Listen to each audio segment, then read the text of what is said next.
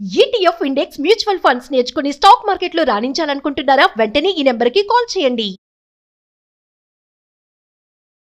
నమస్తే రస్త గారు. నమస్తే ఉష. అనిల్ అండ్ శైలజ ఇద్దరు భార్యాభర్తలు బల్వన్ మరణం మనం చూస్తూ ఉన్నాము. మనస్తాపానికి గురై పరువుని కాపాడుకునే పరిస్థితుల్లో ఏం చేయాలో అర్థం కాని పరిస్థితుల్లో డెసిషన్ తీసుకున్నారని చెప్పొచ్చు. అమ్మాయి ఒక వీడియో రిలీజ్ చేసిందండి బయటికి. నేను తెలుసో తెలియక ఒక చిన్న తప్పు చేశాను ఒక ఏడాది కిందట. మా అత్తమామలకి నా భర్తకి కూడా తెలుసు. వాళ్ళు మర్చిపోయి జీవితాన్ని ముందుకు తీసుకొచ్చారు. కానీ మా పిన్ని ఎవరైతే ఉన్నారో ఆవిడ ఊర్లో చెప్పడం, ఇరుగు పొరుగు వాళ్ళకి చెప్పడం మనస్తాపానికి గురి చేసింది. నా భర్త పురుగుల మంది తాగి చనిపోవాలని ప్రయత్నించారు 1 వీక్ బ్యాక్. మళ్ళీ అప్పుడు వెళ్ళి బతిమలాడుకున్నాం, ఇలా చెయ్యొద్దు అని చెప్పాము. అయినా ఆవిడ ఎక్కడా ఆగలేదు. మాకు ఇంకా ఏం చేయాలో అర్థం కాక మేము చచ్చిపోతూ ఉన్నాము అన్న వార్త మనం విన్నాం. రైలు పట్టాల కింద ఆ ఇద్దరి శవాల్ని చూడడం జరిగింది. ఈ గాసిప్పింగ్ ఏంటండి రస్త గారు? అసలు అంటే ఫ్యామిలీని చిన్న భిన్నం చేసేస్తుంది. ఇట్లాంటి వాళ్ళను నిజంగా కూడా ఇప్పుడు వీళ్ళు హత్య చేసిన వాళ్ళకంటే ఎక్కువ.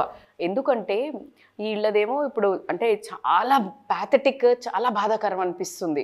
అంటే వినడానికి ఊహగా దేనికి చనిపోయారో, వాళ్ళు చేసిన తప్పుకి వాళ్ళే రిగ్రెట్ ఫీల్ అయ్యి చనిపోయారేమో అనుకోకుండా ఆ అమ్మాయి నేను ఎందుకు చనిపోతున్నానో కూడా చనిపోయే ముందు ఒక సెల్ఫీ వీడియో చేయటం అనేది చాలా పెద్ద సాహసం, ధైర్యంతో కూడిన పని అని అయితే చెప్తాను నేను. ఎందుకంటే ఇద్దరు నిండు ప్రాణాలని దాన్ని లిటరలీ బలవన్మరణమే. అంటే వాళ్ళు ఆత్మహత్య చేసుకోలేదు. ఈవిడ ఎవరైతే ఉన్నారో ఆవిడ హత్య చేసినట్టే, సమాజం హత్య చేసినట్టే. ఇలాంటి హత్యలు వీళ్ళు ప్రాణాలు కోల్పోయి మనం హత్య అంటున్నాం, కానీ ప్రాణాలు కోల్పోకుండా ఇండ్లల్లో ఉండి కంటికి 10 దారాలు పడి ఏడుస్తూ బయటికి మొహం చూపించుకోలేక నరకం అనుభవించి చచ్చుతూ బతికే వాళ్ళు వేలల్లో లక్షల్లో ఉన్నారు అనడంలో ఎటువంటి అతిశయోక్తి లేదు. ఈ చంపి ఎవరైతే ఈ గాసిపింగ్, ఇప్పుడు మీరు అడిగారు, మనము కాలం ఒకప్పుడు పాత కాలంలో చాలా తక్కువ ఉండేదేమో అనిపిస్తుంది నాకు గాసిపింగ్. మధ్యలో కొంచెము మమ్మీ వాళ్ళ ఏజ్లో మనం ఈ గాసిపింగ్ చేశారు అనుకున్నాం, కానీ ఇప్పుడున్న క్రౌడ్ని చూస్తుంటే అంతకంటే మేము ఎవల్యూషన్ అయ్యాం బట్టలు వేసుకోవటంలో స్టైల్గా, లేకపోతే జాబుల్లో వెళ్తున్నాము, వర్క్స్ చేస్తున్నాము, టూర్లకు వెళ్తున్నాము, ఫ్యాషన్గా తయారవుతున్నామని అనుకుంటూనే ముఖవన్నెలు ఎన్ని మార్చుకుంటూ ముందుకెళ్తున్నా ఆ బుద్ధులు మాత్రం అక్కడే చీప్గా అక్కడే ఉండటం. కుక్కతో ఒక వంకర అని మీకు విషయం తెలియదు. గురువింద గింజ తన నలుపు తన ఎదగదట. అర్థమైందా? ప్రతి ఇంట్లో ఒక కుంపటి ఉంటుంది, ప్రతి ఇల్లు ఒక చదరంగం. సంసారం అనేది ఈరోజు మనం చెప్పుకునే నానుడి కాదు. తెలిసి తెలియక కొంతమంది తప్పులు చేసేవాళ్ళు. ఫర్ ఎగ్జాంపుల్, వాళ్ళ ఇంట్లో ఒక తప్పు జరిగితే అనుకోకుండా అక్కడెవరో ఉన్నారు, వాళ్ళ అత్తగారో మామగారో లేకపోతే వాళ్ళ హస్బెండో ఏదో ఒకటి అన్నారు. అక్కడదక్కడ విని వెళ్ళరు. ఇది తీసుకెళ్ళి దీనికి ఇంకా కొంచెం హంగులు చేసి మేకప్ చేసి దీన్ని ఇంకా కొంచెం బయట ప్రదర్శనకు వదులుతారు సినిమాని. అది ఎంత దూరం తీసుకెళ్తుందంటే ప్రతి ఒక్కళ్ళు ఒక ముస్తాబు చేస్తూ ఉంటారు. ఇంత బాగా స్టోరీ అల్లుతారు. అంటే సిగ్గు బుద్ధి లేకుండా, నిజంగా కూడా చెప్పాలంటే ఈ పదాలు సరిపోవు నాకు, అసలు ఏమనాలో తెలియక ఆ వర్డ్స్ అంటున్నా. కానీ పాపం ఊరికే పోదు అని మనం ఊరికే మాట్లాడుతుంటాం, కానీ ఆ పాపం ఊరికే పోయిందా పోలేదా, వాళ్ళకి తగిలిందా, అది వాళ్ళ కర్మ, వాళ్ళ పిల్లలకు తగులుతుంది అని అంటాం ఇంకా బాధేస్తుంది నాకు. ఎందుకు అనంటే వీళ్ళు చేసిన కర్మకు పిల్లలు ఎందుకు మేడం అనుభవించాలి అని మొన్న ఎక్కడో క్వశ్చన్ కూడా విన్నాను నేను. బట్ దానికి రీజన్ నేను చెప్తాను. వీళ్ళ మీద ఇప్పుడు ఎవరైతే ఒక పర్సన్ మీద అటాక్ చేసి కార్నర్ చేసి వాళ్ళ గురించి మాట్లాడుకుంటున్నారు అని అనుకుంటుంటే ఈవిడ మనశ్శాంతి కోల్పోయిందా లేదా? ఈవిడ మనశ్శాంతి కోల్పోవడం వల్ల ఆ ఇంట్లో వైబ్స్ ఎట్లుంటాయి? ఆల్మోస్ట్ ప్యాథటిక్గా ఉంటుంది. మొత్తం శ్మశానం లాగా తయారవుతుంది. ఆ ఇంట్లో మనశ్శాంతి కోల్పోయిన ఆమె ఏడుపు కన్నీరు నీ మనశ్శాంతిని తీసుకోవాలి కదా. నీ మనశ్శాంతి ఏంటి? నీ సంసారం బాగుంటే, నీ పిల్లలు బాగుంటే నీ మనశ్శాంతి. అందుకని పిల్లలకు తగులుతుంది అని అంటారు కదా, అది శాపం కాదు. నీ మనశ్శాంతి ఎలా లాస్ అవ్వాలి? మరి నువ్వు చేసిందే కదా. నువ్వు ఏది పెడితే అది వస్తుంది అనేది నానుడే. నువ్వు యాపిల్ చెట్టు పెడితే యాపిల్ చెట్టు వస్తుంది, వేప చెట్టు పెడితే తులసి చెట్టు వస్తుందా? రాదు. నువ్వు ఏం నాటితే నీకు అదే రీప్ చేస్తావు. What you so you will reap.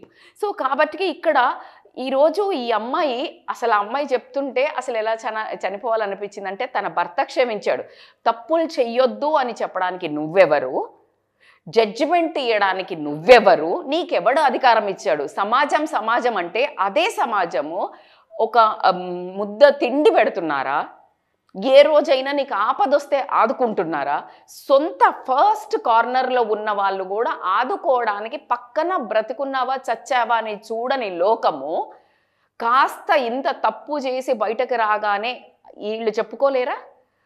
అత్త భర్త క్షమించారంటే ఒక ఆడదాన్ని జీవితాన్ని అంత హుందాగా భర్త యాక్సెప్ట్ చేసి అత్తమామ యాక్సెప్ట్ చేసి కడుపులో పెట్టుకోవడం అనేది ఆ అమ్మాయి చేసుకున్న అదృష్టం అనుకునే లోపల ఈ సమాజం అనే కూరల్లో ఈ అమ్మాయి ముచ్చట బయటపడి వాళ్ళిద్దరిని, అంటే ఆ అబ్బాయికి ఈ అమ్మాయి చెప్తోంది వాళ్ళ పిన్ని బయట అంతా పాకిస్తోందో అని ఇతను క్షమించాడు, కానీ సమాజానికి తెలుస్తుంది అని చిన్నతనంతో అతను చనిపోవడానికి ట్రై చేశాడంట. ఏదో విషం తాగాడు, పురుగుల మందు తాగడం అని అంటే ఆ తాగాక కూడా వెళ్ళి బతిలాడారంట. అలా చెప్పకు పిన్ని, ఇట్లా ఈయన అటెంప్ట్ చేశాడు అన్నప్పుడన్నా మారొద్దా ఉష? అసలు ఆమె ఎంత కఠినాత్మురాలు, ఎంత పాపాత్మురాలు నాకు అర్థం కావట్లేదు. అంటే మనకు మందర, శంకిని, లంకిని ఇలాంటి రాక్షసులు ఉన్నారు అప్పుడు. ప్రతి యుగంలో, త్రేతాయుగంలో కూడా, ఇప్పుడు అంటే ఈ కలియుగంలో కూడా ఇలాంటి గాసిప్ చేసే వాళ్ళనే వీళ్ళను రాక్షసుల కింద పరిగణించాలని మాత్రం అంటున్నాను నేను. అది చెప్పాక కూడా అది వాళ్ళకి వినిపించింది, ఇంక ఇది మాకు మా అంతంతోటే ఈ ముచ్చటకు విముక్తి అని అనుకున్నారా మరి? ఇద్దరు అయితే రైల్వే అంటే దాంట్లో పట్టాల కింద పడి చనిపోవడం అనేది అయితే నిజంగా కూడా చాలా అంటే చాలా బాధ అనిపిస్తోంది. దీనికి ఇప్పుడు ఆమెను శిక్ష అర్హురాలు చేయడానికి కూడా లేకుండానా మరి చట్టం దీన్ని ఇంత ఎవిడెన్స్ తీసుకొని ఎలా పరిగణిస్తుంది? కానీ ఇది ఒక పెద్ద ఎగ్జాంపుల్ అన్నా అయ్యి ఇప్పుడన్నా నోర్లు మూసుకుంటారా? వీలైతే వీలు చేసుకొని సహాయం చెయ్యి, లేదు అంటే వీలు చేసుకొని హాని చెయ్యకు, నోరు మూసుకొని ఉండు. మనిషికి మనిషి మాట సాయం చేయలేదు, డబ్బు సాయం ఎలాగో మనం అడగము, చెయ్యక్కర్లేదు, కానీ మాట సహాయం చేస్తే చాలు అనుకుని, లేదు మనిషి పక్కన ఉంటే చాలు అనుకునే తరుణంగా బ్రతికే రోజుల్లో అట్లా కాకుండా మన ఇంట్లో ఏం జరుగుతుంది దానికంటే పక్కింట్లో ఏం జరుగుతుందనే స్నీక్ పీక్ ఎక్కువైపోయింది. అయితే ఇది ఎందుకు, మీరు ఎంత కాన్ఫిడెంట్గా ఎందుకు చెప్తున్నారు అంటే, ఖచ్చితంగా ఎవ్వరు జీవితాలు దీనికి అతీతం కాదు. నా జీవితం తీసుకున్నా, మీ జీవితం తీసుకున్నా, ఇప్పుడు మీరు పిల్లోడిని వదిలిపెట్టి జాబ్ చేస్తుంటున్నారు, అయ్యి జాబ్ చేయకపోతే అంత చిన్న పిల్లగా అంటారా? ఖచ్చితంగా విన్నానా లేదా? It happened with me two. ఇద్దరు ట్విన్స్ అమ్మాయిలు, అయ్యో భర్తను వదిలిపెట్టి అక్కడ ఉంటుంది. అర్రే నీకెందుకమ్మా, కందకులేని దురద కత్తిపీటకెందుకు అని. ఇప్పుడు మా నాన్న పంపించాడు, మా అమ్మ వచ్చి చేస్తోంది, నిన్ను అడిగారా? కాదు కదా. Why you talk? ఇప్పుడు నువ్వు పోనీ ఓకే మాట్లాడావు, ఇప్పుడు మా నాన్న అన్న వాళ్ళు చాలా ప్రేమమూర్తులు పక్కనే ఉంటారు. ఒక్కరోజు డబ్బా భోజనానికి పిలిచారా, డబ్బా పెట్టారా? వాళ్ళ మొహాలకి డబ్బా భోజనం కాదు, పలకరింపు ఉండదు కదా. మూసుకోవాలి. మరి ఏం టైం పాసా? ఇంకొకటి, ఏదైనా తప్పు, ఇప్పుడు ఆ అమ్మాయి తప్పు చేసింది, తప్పు చేస్తే క్షమించే గుణం ఇంట్లో వాళ్ళకున్నా వీళ్ళు వాళ్ళను అంటే వాళ్ళ క్షమించారు అనేది వాళ్ళు ఒప్పుకోక, అంటే వీళ్ళ ఇంట్లో వాళ్ళు కూడా వాళ్ళకి ముచ్చట చెప్పాలి. యాక్చువల్లీ ఫ్యామిలీ సపోర్ట్ కనుక ఇస్తున్నారు అన్నప్పుడు బయట జనాలకి, ఎస్పెషల్లీ రిలేటివ్స్కి అయితే ఓర్చుకోలేరు. అది కరెక్ట్ చెప్పారు. ఎప్పుడైతే ఫ్యామిలీ సపోర్ట్ ఎక్కువ ఉండి ఫ్యామిలీ సపోర్ట్ ఇచ్చినప్పుడు వీళ్ళు ఎదుగుతున్నారు అనుకో, ఎదుగుతుంటే ఆ ఫ్యామిలీని ట్రోల్ చేసి వాళ్ళకి ఇట్లా లేదు అట్లా లేదు ఏమో ఇంకా వాళ్ళు చేస్తుంటాం అంటే ఎట్టు కూడి వీళ్ళని ఏడిపించాలి, వీళ్ళను బయట బదనాం చేయాలి, ఒక కార్నర్ చేసి ఒక చెత్త గ్యాంగ్. ప్రతి ఫ్యామిలీలా ఈ వీడియో చూసిన వాళ్ళు ప్రతి ఫ్యామిలీలో ఒక చీడ పురుగులు ఉంటారు, ఓర్వలేనోళ్ళు.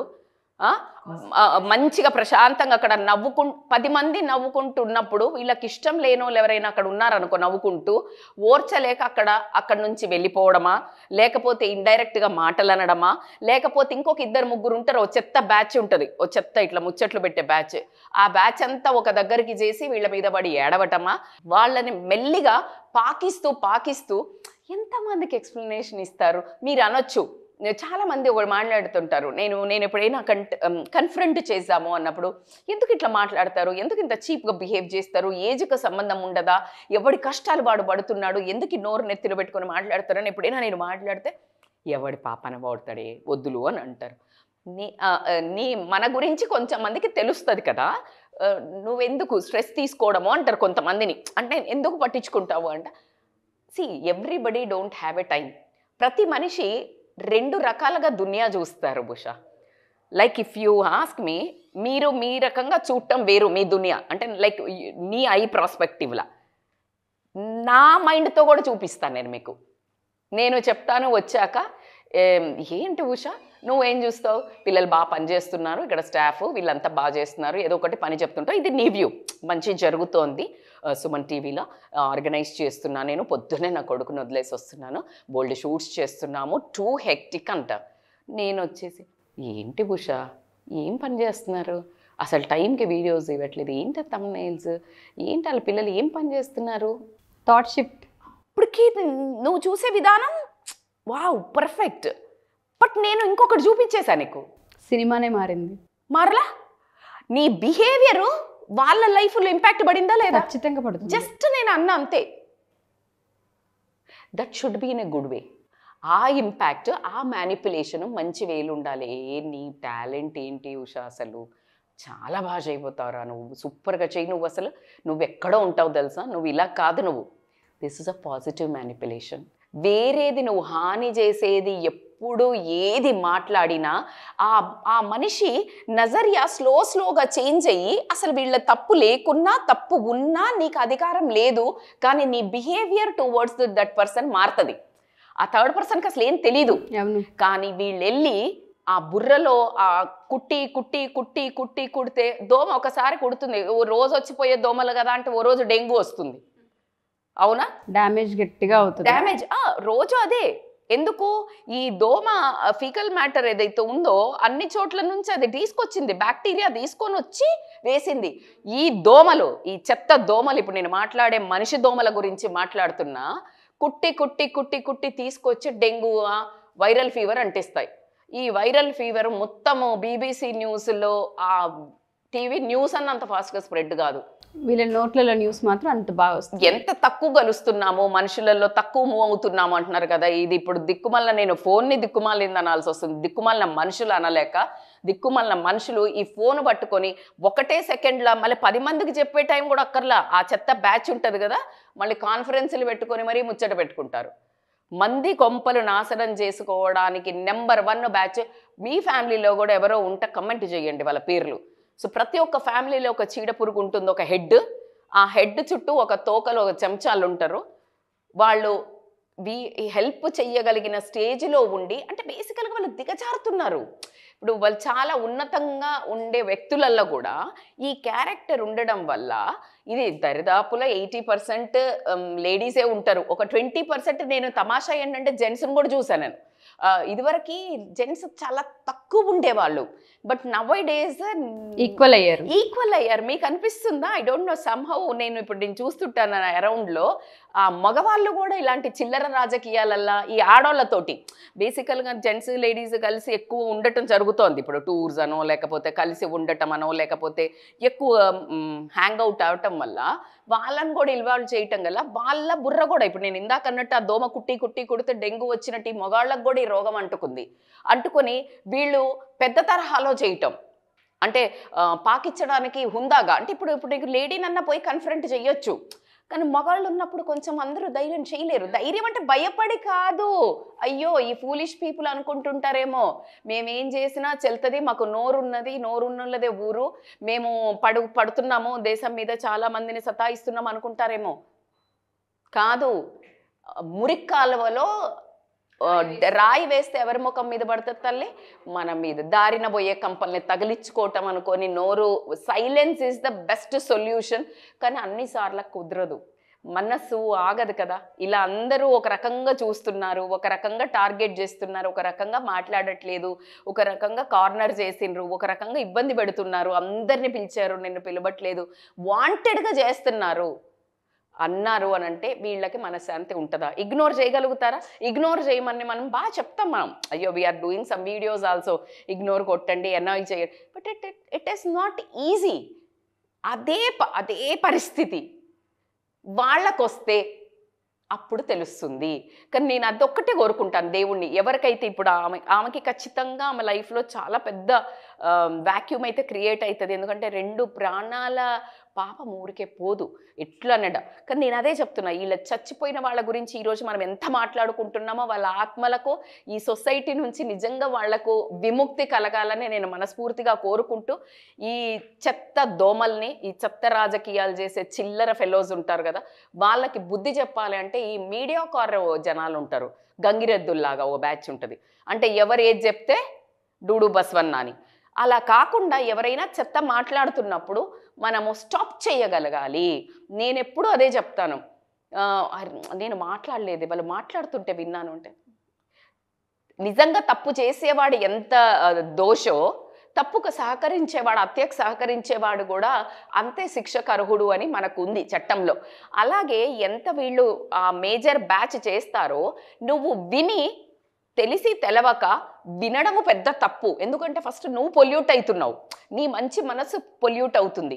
అలా కాకుండా వీళ్ళకి తెలియకుండానే నువ్వు హాని చేస్తున్నావు. నీకు పరోక్షంగా అని చెప్తాను, ప్రత్యక్షంగా చేసే వాళ్ళ నోరు మూయాలంటే నీకెందుకు నోరు మూయి అనే బ్యాచ్ కనుక పెరిగినట్టయితే, ప్రెడామినెంట్ బ్యాచ్ ఇది తయారైనట్టయితే వీళ్ళను కిల్ చేయగలుగుతాము. వీళ్ళ మనస్సును, వీళ్ళ చెత్త మనస్సును, వీళ్ళ గార్బేజ్ పీపుల్ని మనం కిల్ చేయగలుగుతాము.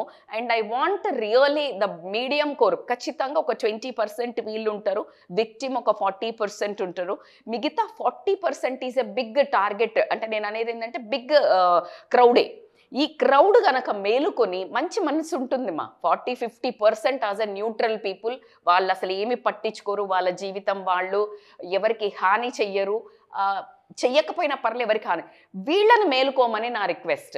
Because this society, this bunch of people can kill this kind of a 20-25% people and save this 20-30% of a people, which I request everyone to take a good initiative to shut that other people mouth. ఎంత education పెరుగుతుందో అంత నాస్టీగా, అంత చీప్గా behave చేయటం అయితే జరుగుతుంది. కాబట్టికే ఇది ఈరోజు దీన్ని నేను చాలా ఖండిస్తూ, ఎందుకు అంటే నేను దగ్గర నుంచి కొంతమంది జీవితాలలో ఏడవటం చూశాను, కొన్ని టైమ్స్ నేను ఎక్స్పీరియన్స్ అయ్యాను. కాబట్టికే హానెస్ట్గా చెప్తున్నాను. అంటే ఏ రోజు కూడా ఒకరిని ఇంకొక మాట హర్ట్ చెయ్యకుండా ఉండాలి అనే మనస్తత్వంతో నేను ఎప్పుడు బతుకుతాను. చేతనైతే సాయం ఎంజాయ్, లేకపోతే నోరు మూసుకో is my all time favourite tag line. So నేను ఎప్పుడు అదే బిలీవ్ చేస్తాను. సో కాబట్టికే ఐ రిక్వెస్ట్ ఎవ్రీ వన్, గట్టిగా స్టాండ్ తీసుకోండి. ఎవరైతే ఒక మాట ఒక ఆడామ మీద కానీ మొగామ మీద కానీ, వాళ్ళ ఇంట్లో అప్పులు అయ్యాయి అనుకోరా, ఆగిందా అప్పుడు? ఎంత షాపింగ్ చేసింది, మొత్తం ఆయన డబ్బులన్నా ఆమెనే ఖర్చు పెట్టి ఇది గాసిప్ చేస్తారు. ఇది అసలు అక్కడ ఉండదు, అది సీన్ ఉండదు. ఎంత న్యాయం రా!